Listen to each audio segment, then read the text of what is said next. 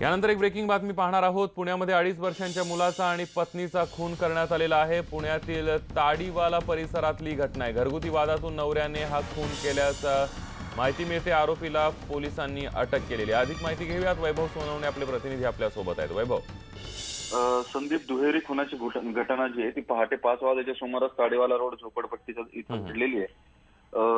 आरोपी जो आहे आयाज शेख यांना आपली पत्नी तबस्सुम शेख आणि 2.5 वर्षाची मुलगी आलिना शेख यांचा चाकूने भोगसून खून केलाय। या सगळ्याची माहिती मिळाल्यानंतर बनगार्डन पोलीस स्टेशन सगळे अधिकारी आणि कर्मचारी जे ते घटनास्थळी दाखल झालेले होते।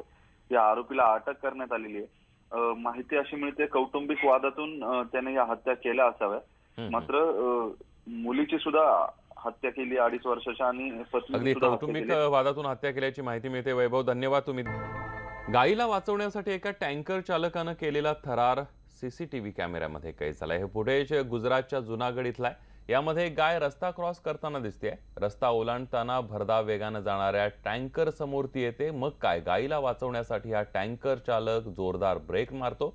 अर्जंट ब्रेक लावल्यामुळे टँकर पूर्ण गोल फिरतो, पण सुदैवानं यामध्ये गायीचा जीव वाचलाय।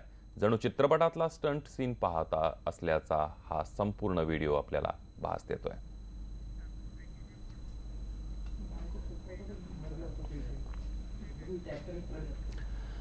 बातमी पुढची परभणीमधली। परभणी जिल्ह्यामध्ये आता जलयुक्त शिवाराची कामं चांगल्या प्रकारे रुजतायत। जलयुक्त शिवार, शेततळी यामुळे शेतकऱ्यांना चांगला फायदाही होतोय। मांडाखळी गावातल्या शेतकऱ्यांना याचा फायदाच झालाय। पाहूया त्या गावची यशोगाथा। डोंगराचा उतार आणि माळरानावर चर खोदणारी ही तरुणाई आपलं गाव पाणीदार होण्यासाठी घाम गाळतेय आणि याच तरुणाईच्या मदतीला शासन सुद्धा धावून आलं। शेतकऱ्यांनी सहकार्याचा हात पुढे केला आणि बघता बघता गाव पालटून गेलं। शासनाच्या जलयुक्त शिवारची कामं सुरू झाली आणि गावकऱ्यांनी दिलेल्या प्रतिसादामुळे गावाचा चेहरा मोहराच बदलला। आता मांडाखळी गावच्या आजूबाजूला असलेल्या डोंगराळ भागात 1600 पेक्षा जास्त चर खोदून पाणी जिरवण्याचा यशस्वीपणे प्रयत्न झालाय। आमच्या गावाला जवळपास 2-1 कोटी रुपयाचे सगळे कामं या जलसंधारणाची झालेली आहेत। त्याच्यामुळे शासनाचा आमच्या मांडाखळी या गावाकडे बघण्याचा दृष्टिकोन सुद्धा खूप चांगला आहे आणि जेवढे शासकीय अधिकारी वेगवेगळ्या डिपार्टमेंटचे आम्हाला लाभले ते पण खूप चांगले होते आणि खूप क्वालिटी काम आम्ही आमच्या सगळ्या गावकऱ्यांनी शेतकऱ्यांनी उभं राहून करून घेतलं। त्याचे परिणाम खूप चांगले आहेत। मागच्या काही वर्षात लागोपाठ पडलेल्या दुष्काळानं पाण्याची पातळी खालावली होती, पण जलयुक्त शिवारची कामं सुरू झाली आणि पाण्याची पातळी वाढू लागली। यानंतर शासनानं शेतकऱ्यांना शेततळ्यांसाठी दिलेल्या निधीतून अनेकांनी आपापल्या शेतात मोठी मोठी शेततळी उभारली आणि आता त्याचा फायदा सगळ्या गावकऱ्यांना मिळू लागलाय। आमच्या इकडे दुष्काळी भाग असल्यामुळे जलयुक्त शिवाराचे कामं चालू होते।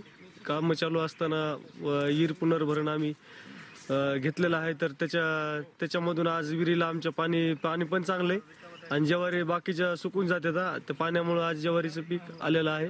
जलशिवार योजनेची कामं झाली आणि कामं झाल्यामुळं पाण्याची वॉटर लेवलही वाढली।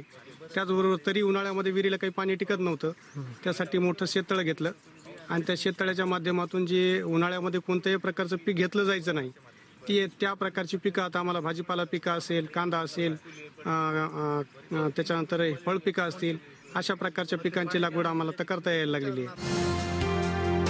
आता पाणी अडवल्यामुळे जमिनी ओल्या राहिल्या, तसंच शेतकऱ्यांच्या सातत्यपूर्ण कामामुळे गावची पीक पद्धत सुद्धा बदलली।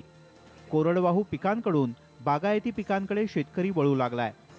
भाजीपाला आणि फळबागा लावलेत, त्यामुळे गावचं अर्थकारण सुद्धा बदलू लागलंय। वेगवेगळ्या प्रकारची टोमॅटोचे असो, कांद्याचे असो, ऊसाचे असो, वेगवेगळे फळाचे याचे उत्पन्न सुरू केलेत। यावर्षी संत्रा आणि सीताफळाची लागवड केलेली मी। हे सगळं जे घडतंय सगळं पॉलिथिन शेततळ्याच्या जीवावर। पावसाळ्यामध्ये आम्ही ज्यावेळेस पाणी भरपूर येते त्यावेळेस पूर्ण हे शेततळ्यावर पॉलिथिनचं तळं भरून घेतो आणि लागण तसं जसं जानेवारी फेब्रुवारीच्या नंतर पाण्याची गरज भासते तसं आम्ही ATM सारखं जसं पैसे लागते तसे माणूस तसं पाणी आम्ही या शेततळ्यातून काढून घेतो। जलयुक्त शिवारच्या कामामुळे सध्या गाव शिवारातील शेती हिरवीगार दिसते। झालेला कमी पाऊस आणि पडलेलं सगळं पाणी अडवल्यामुळे दुष्काळाच्या झळा या गावाला अजूनही भेडसावत नाहीयेत। विशाल माने, न्यूज 18 लोकमत, परभणी।